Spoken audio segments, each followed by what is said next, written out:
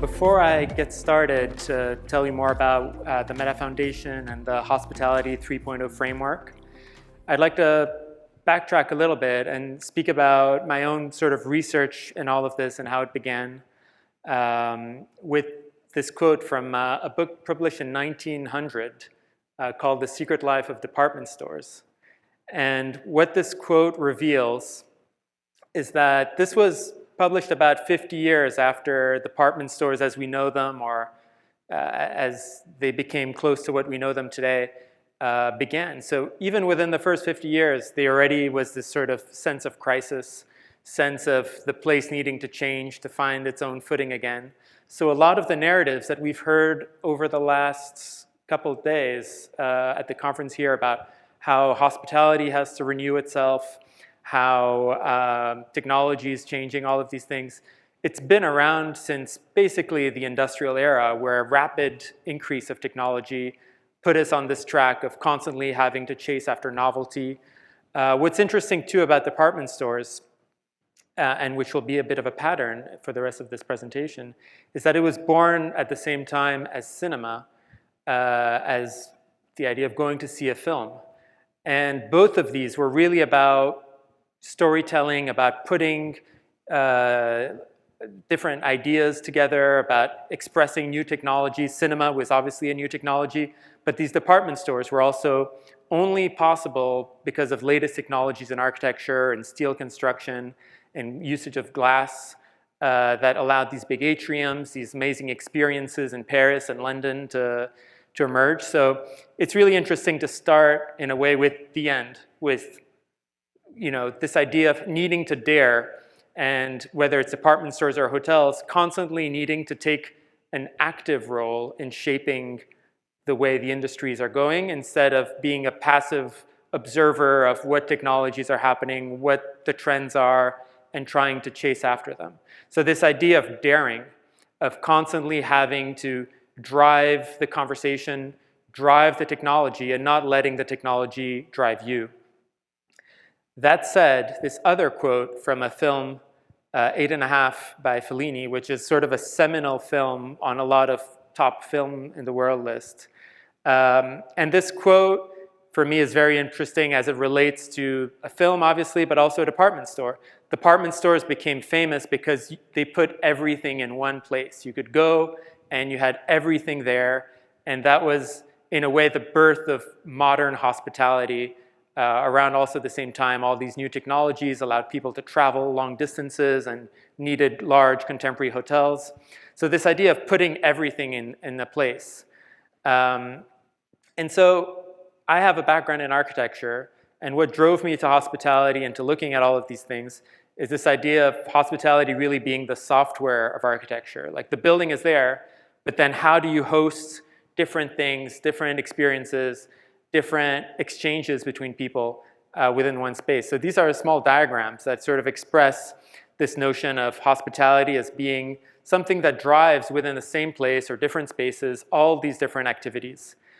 And these are 3 title slides from 3 Marx Brothers films. And for those of you who don't know the Marx Brothers, a group of comedians from the 30s, 40s who made a lot of really great films. But what's interesting is hotels, department stores, and theaters were kind of prime locations for a lot of slapstick comedy and a lot of early modern comedies, because they're places where your imagination can run wild. They're places where it's basically a playground, whether you're in a hotel and there's all these rooms, and behind every room there's a different story. Theater, where you kind of go and you're inside of a place, but you're also outside in a set, and different things are happening, but also department stores, where all of a sudden you can see products from all over the world. It's almost like an exhibit, but you can buy everything for the first time. So this led me to do all of my architecture thesis projects on how theater, hospitality, retail kind of all blend together in a way that's extremely analogous to all of the digital platforms we've seen, which are also about putting everything in one place, making everything possible with one device. So this idea of how do you blend all of these things. And unlike digital platforms, these projects, these hotels, these department stores, are also places where you can have really embodied experiences, where you can go to sleep, you can eat, you can dance, you can try clothes on, you can exchange with other people in a more kind of haphazard way. So one of the department stores I looked at more specifically was Bergdorf Goodman in Manhattan on Fifth Avenue. And this idea of really exploring, well, this department store right now, every floor opens and closes at the same time and has the same program, which is retail from floor to floor. Maybe there's a restaurant in there, but nobody cares about that as much. How can we start scooping out different areas in here to allow for other programs to take place and for allowing the whole place to kind of change throughout the day, have different activities, very much in a way that early department stores had to create all kind of programming in order for people to have needs for things. Nobody needed a nice outfit at a time where there were no places you had to go with a nice outfit unless you were part of aristocracy. So they did these big public concerts.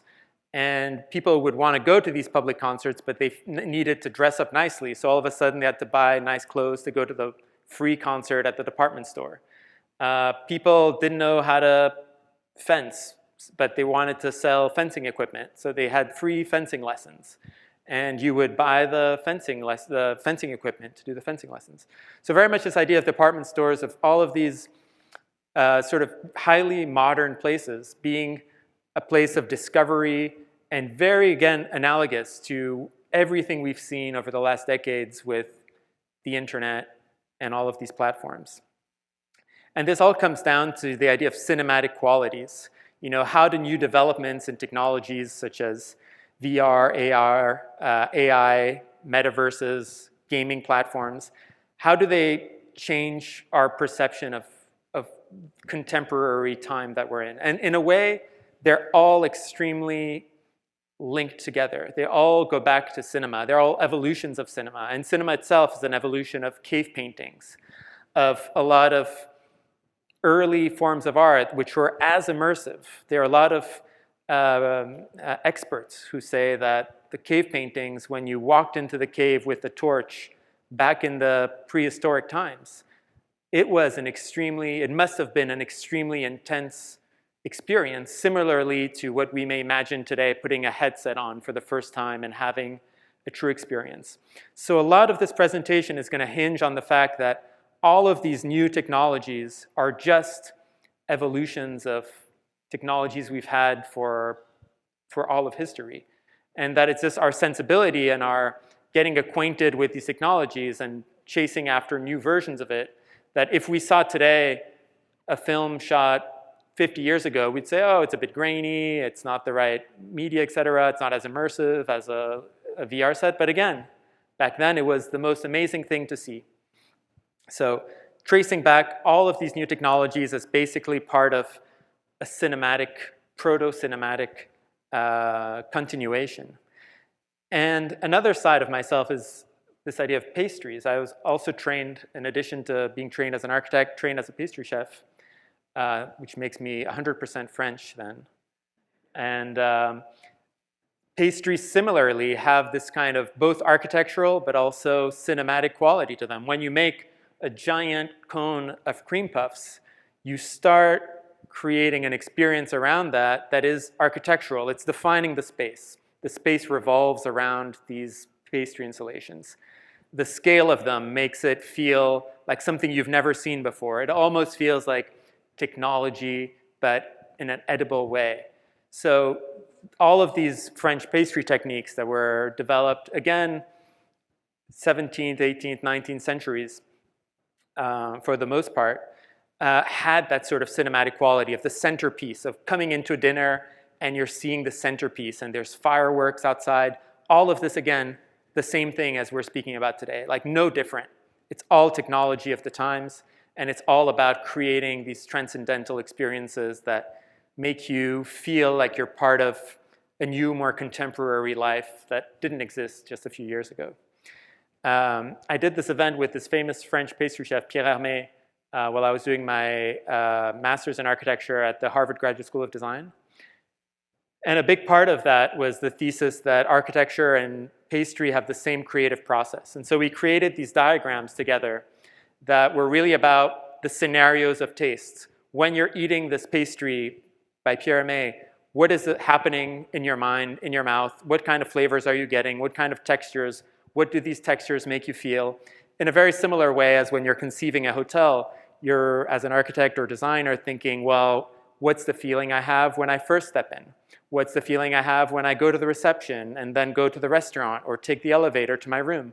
It's all about scenarios. It's all about a kind of embodied cinematic expression of I'm entering a space and I'm going to be told this story. I'm going to be led through an experience that makes me feel a certain way in the same way that watching a film makes you feel a certain way for a certain amount of time.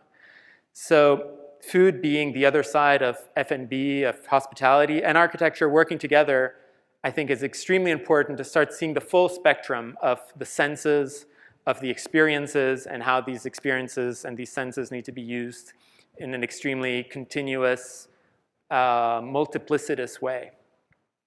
Anyway, all of this takes us to the Meta Foundation, which I co-founded with different professionals from the hospitality world, and we founded it as a think tank early on in the pandemic when we were seeing all of these new emerging technologies coming together, and also at a time where it became really clear that hospitality was going to have to step up, reinvent itself, take a more active role in overcoming a lot of the issues that we were seeing on an ecological point of view, on a social point of view, on a cultural point of view. And so we started asking ourselves questions that seemed almost impossible to answer. How could hospitality help address issues such as over-tourism and the negative impacts that we're seeing on the environment, on social fabrics, on cultural settings from over-tourism, and these have been documented all over the world. How can we address mental health crisis and seeing it, framing it as purely a hospitality problem, a hospitality crisis? So we started piloting different projects, and last year we started a big collaboration with NYU and the hospitality school at NYU, where we led different working group sessions where we invited people from the university, but also people from outside the university from all kind of different fields. So Hospitality 3.0 Symposium was not really about looking solely at the hospitality industry, but about seeing hospitality as being something that's going to have to be applied to all kind of different industries and leveraging new technologies in ways that we haven't really considered yet. So this symposium was a mixture of different panels about different scales of hospitality. How can we think of hospitality at the ecological scale? How can we think of hospitality at a social scale? How can we think of hospitality in the workplace? How can we think of hospitality at a cultural scale? And in between, we had different specialists also from different technologies such as Web3, AI, VR, show us some of the latest things that they were working on, and as technological experts, seeing where all of that was going. But again, let's take a little step back and look at hospitality and technology. We started thinking of Hospitality 3.0 by really going back in history for both of hospitality and technology, and tracing it back all the way to fire, which was the first technology in a way, the first thing that allowed us to transform something from one state to another, to create new tools that were able to do new things, but also quite literally to destroy, to conquer. The tools that we started producing were very much about surviving by conquering, by expanding, by a sort of destructive force that was brought on by technology. But similarly, fire also had the origins of hospitality, of gathering around the fire, being entertained by the fire, creating all of these shapes and sort of the beauty of it at a time where we didn't have screens, where we didn't have any media. Also bringing us warmth, bringing us together, creating community, being able to cook, to share that food with people. So really seeing hospitality and technology being both sides of the same coin. And seeing that they have very different ways of existing. Technology searches for universal solutions. We've been trying to solve things all over the world with technology that once we developed it, we could ship all over the world and use that same technology to transform the world in a similar way. Conversely, hospitality is all about context. It's completely different. The hospitality in the US is completely different from the hospitality in Europe and Asia and Africa, even from one country to another, one city to another, one region to another. Hospitality is hyper-specific to context, to the people there, the cultures, the social needs of those people. So they work together, but they also need to balance each other out. Like, we need to develop technologies that allow us to change things in a universal way, but be able to apply that universality and that technology to very local ecosystems, local environments, local cultures, local social fabrics. And it's important to remember that both hospitality and technology as we know it today, really this race for the beginning, race for the future, only really started at the Industrial Revolution. Before then, traveling was extremely sparse. It was mostly, for some business, perhaps, some religious purposes, such as a pilgrimage. But there was no real easy way of going places before trains or cars or planes or ships. And there was no real reason to travel either. You were kind of happy to live your life within a certain perimeter of where you were born. And so similarly, a lot of technologies weren't evolving as quickly until the Industrial Revolution. So when we look at hospitality and the crisis of humanity, again, at the ecological, cultural, and social scales, it's important to realize that the rapid adoption of technology over the last century, couple centuries, is what created a lot of the issues we're facing today. We've developed these technologies and we've applied them really fast all over the world without thinking of consequences, without thinking of the hospitality aspect of them. And we've seen how it's created a lot of ecological problems, a lot of loneliness epidemic, mental health issues, a lot of social inequity problems, and a cultural crisis, which I'm going to be speaking about pretty soon, and which is sometimes harder to identify. But this is all based on the idea of seeing hospitality as being guest-host continuums.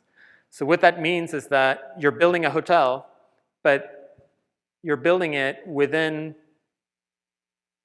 a landscape, within an ecosystem, within a place that has its own rules, a place that has its own social fabrics, a place that has its own culture. So in many ways, this hotel or whatever you're building is itself hosted within all of these things.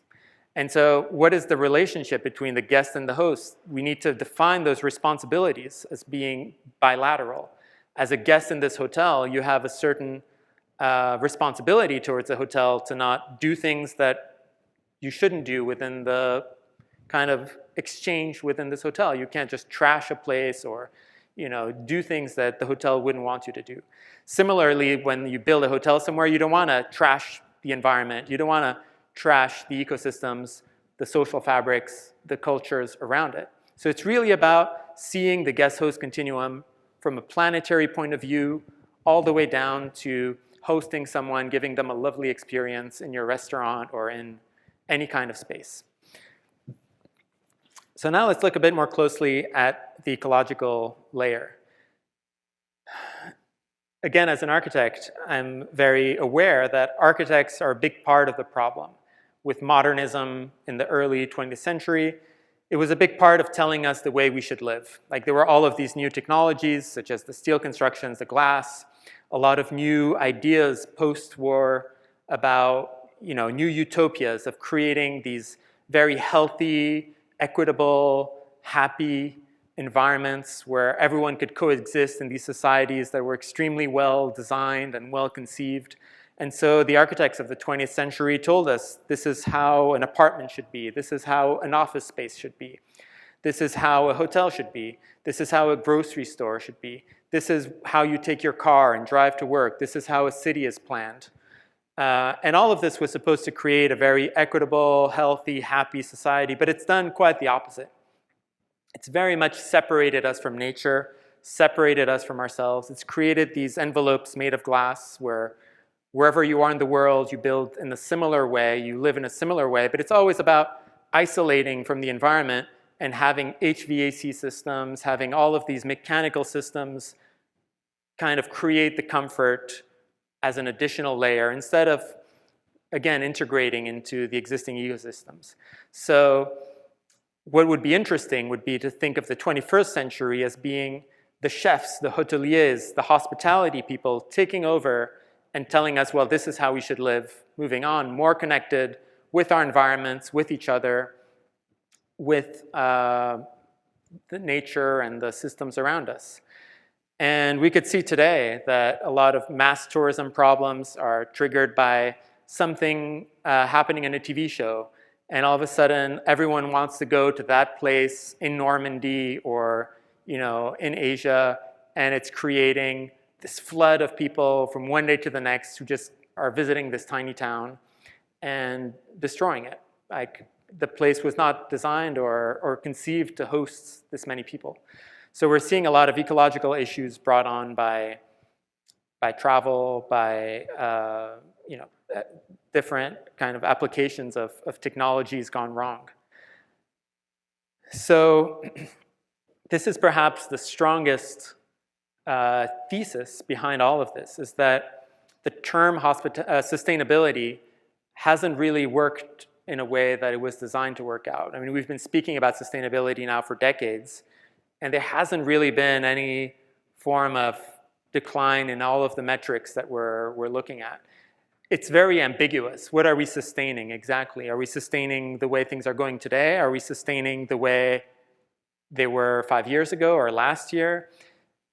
It could mean many different things to many different people. For some organizations, sustainable is just looking at like the plastic straw, or looking at the carbon emissions, or where the fabrics are sourced for the tablecloths.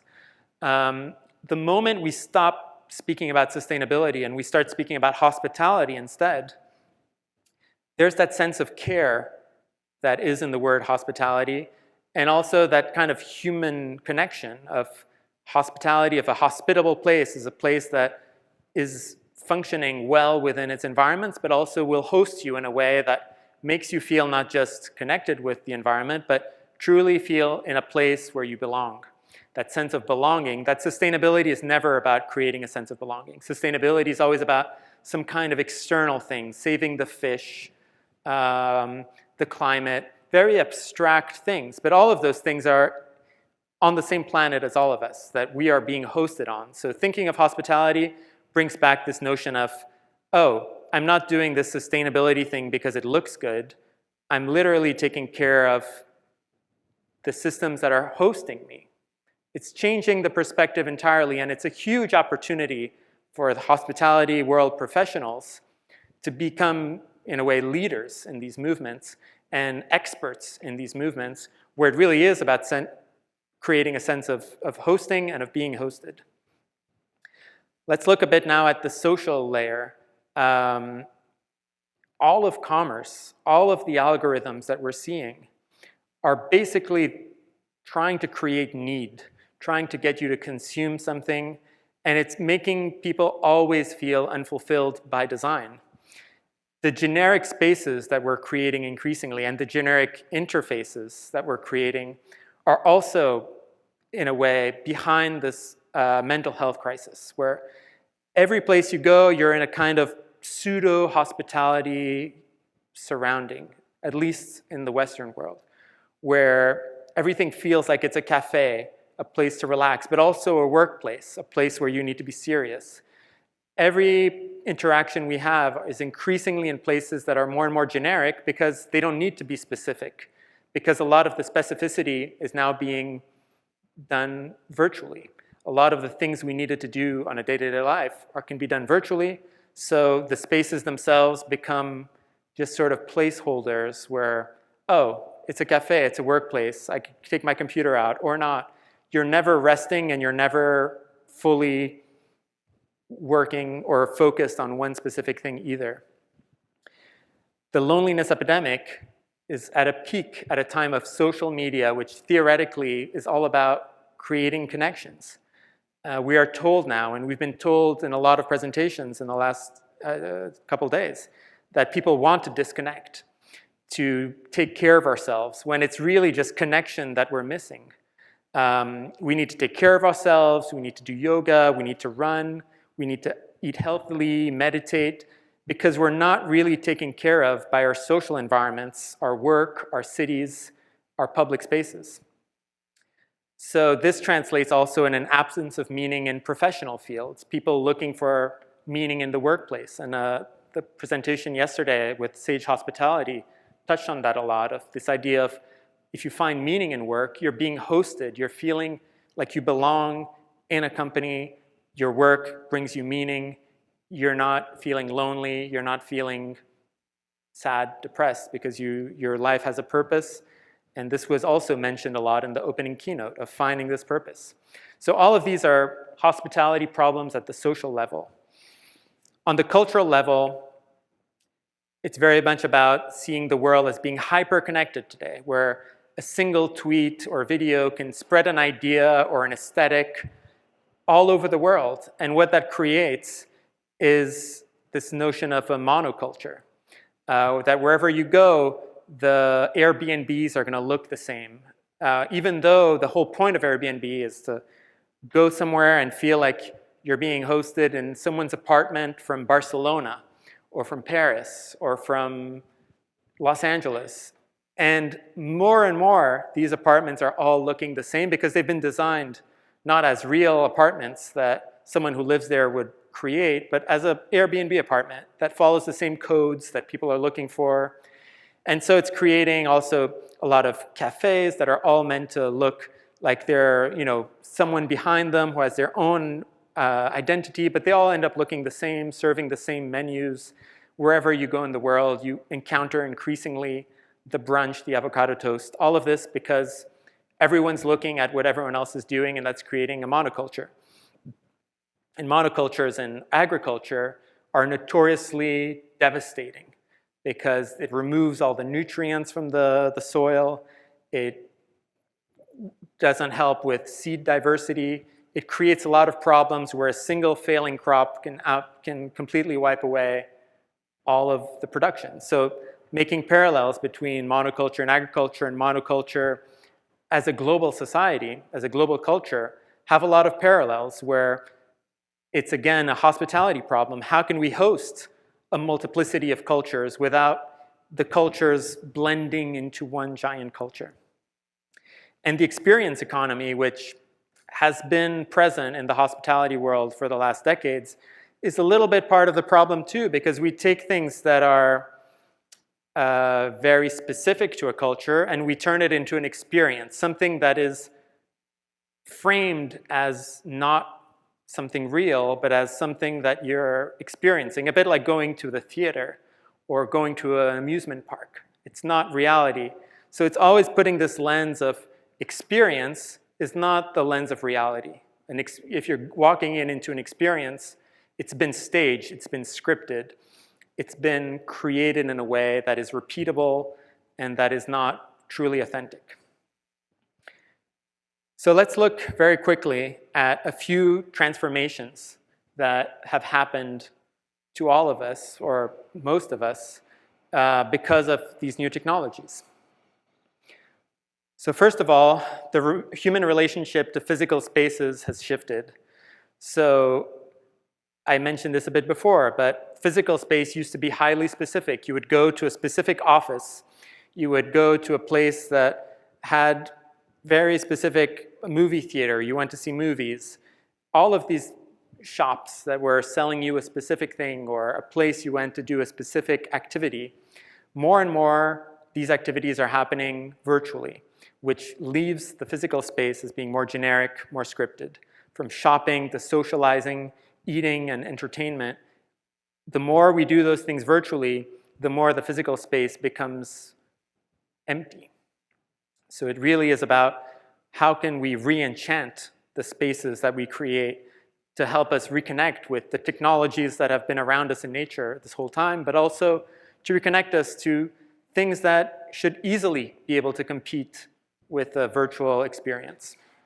The fact that we're doing all of those things virtually is because it's more convenient, and also because the physical experience wasn't that great to begin with. Social media also has encouraged us to communicate our lives indiscriminately with our friends, family, strangers, the entire world. And by doing so, it's blurred the distinction between our inner and outer lives. So we're becoming more comfortable expressing ourselves and curating the images that we project, branding ourselves online. And so the more we think of ourselves as public figures or solopreneur businesses, the more we attempt to monetize a hobby or an extra room in our house, or even our bodies, we're assimilating concepts of hospitality in the way we present ourselves to the world, where everyone becomes a potential customer. And so we're seeing online that everyone who's partaking in this is striving to become more engaging hosts. We're seeing this a lot on gaming platforms. We're seeing this a lot where we create customizable avatars. We're creating personas. We're creating ads for things. We're trying to influence others. This whole game is really the individuals assimilating hospitality in the way that they present themselves to the world. Another shift is that with all of these rapid news cycles and constant marketing that we're faced with, we're becoming more aware of storytelling mechanisms found in the sort of liminal spaces between reality and fiction. This is sort of tuning our eye to seeing what is real, what is fake. Is this person trying to sell me something? Is this really genuine, the project that they're speaking about? And that's making us also a bit more critical of authenticity in spaces and experiences. We're walking into a place demanding the place be truly authentic, and where somehow our eyes become more tuned to inauthentic activity versus authentic activity, and that makes authentic activity so much more valuable. We're appreciating it so much more because we see what is inauthentic. And I think that's a big generational shift, where a lot of people who were growing up before all of these technologies were trained in a way to gather, to amass information. Like, we didn't have Google, so we needed to make sure we remembered things, we wrote things down, we figured things out for ourselves. Whereas a newer generation, post all of these technologies, is more trained to filter out what isn't relevant and to only pick the relevant things. So how can hospitality counter these algorithms and build connections with real stories, real places, real people?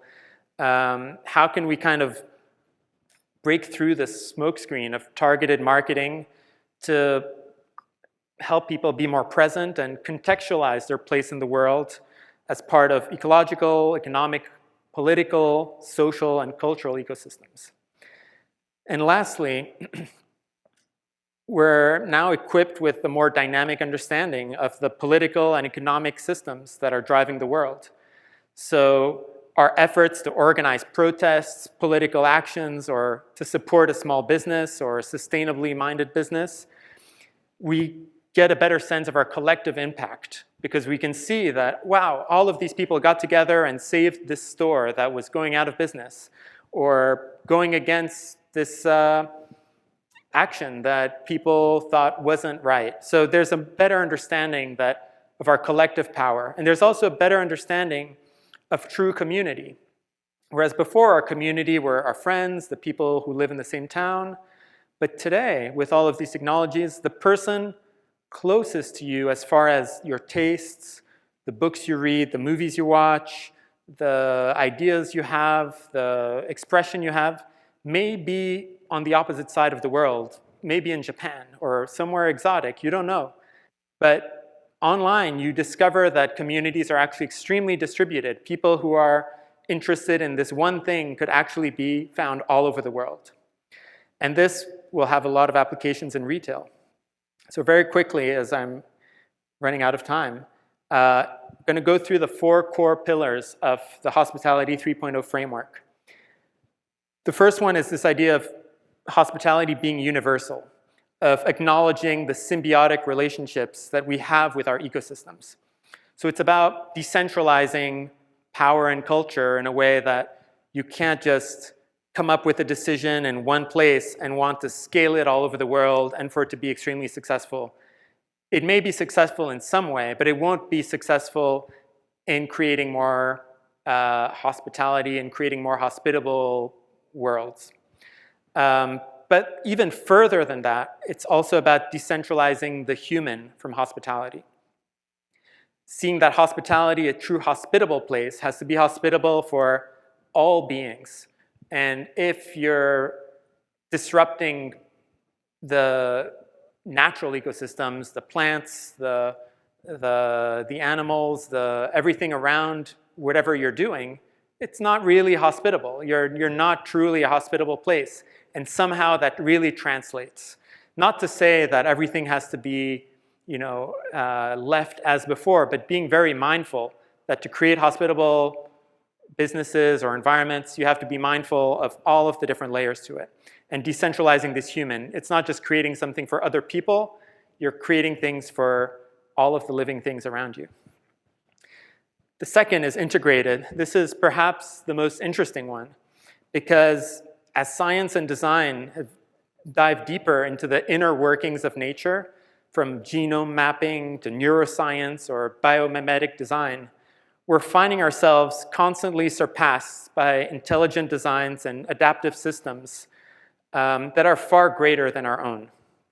So many of our latest scientific efforts point back to indigenous knowledge, which has been around for thousands of years. We go to MIT and we hear the latest discovery in genome mapping, and somehow it takes us back to things people knew thousands of years ago. And despite our attempts with Western civilization to understand nature through a sort of clinical scientific observation, where every discovery leads to a deeper, more existential question. Nature's material and spiritual dimensions keep escaping us like particles locked in a quantum entanglement. And so our pollution, our deforestation, our emissions are testing the planetary resilience. By dominating nature, we're reducing the planet's inherent capacity to host the diversity of species. So this takes us to this idea of surgical versus acupunctural approaches, where surgical approach is to build a completely new structure, new systems that have nothing to do with the place around it, and that not only means on an ecological point of view, but also on the social and cultural point of view. Whereas an acupunctural approach is really about making small changes that help the existing patterns of energy, the existing patterns of social behavior, of cultural practices, of ecological systems, keep functioning and even function better. So leveraging all of these things that are happening already around us, and just helping the existing communities thrive, helping the existing ecosystems become more vibrant, and stimulating the production of local culture. So all of this is this idea of working with existing flows and systems to maximize outcomes while minimizing footprints. And I think that's essential to any project going forward who has any ambition of actually creating hospitable environments.